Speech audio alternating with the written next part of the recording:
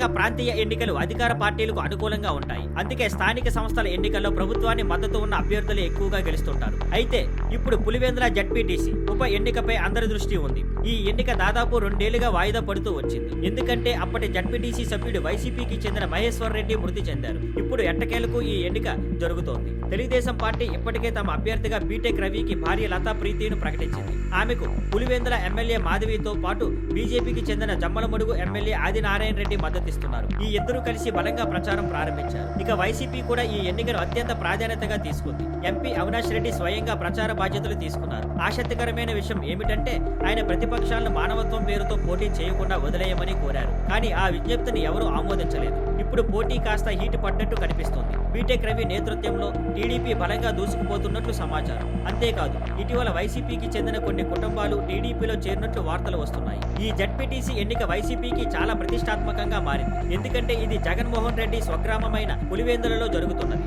ఇక్కడ ఓటమి చెందితే అది పార్టీకి పెద్ద పరాభవంగా మారే అవకాశం ఉంది. ఇకపై ప్రజల నిర్ణయమే కీలకం. వైఎస్ కుటుంబం పట్ల పులివెందుల ప్రజల నమ్మకం ఇంకా యథాతథంగా ఉందా లేదా అన్నది ఈ ఎన్నికలలో తేలనుంది.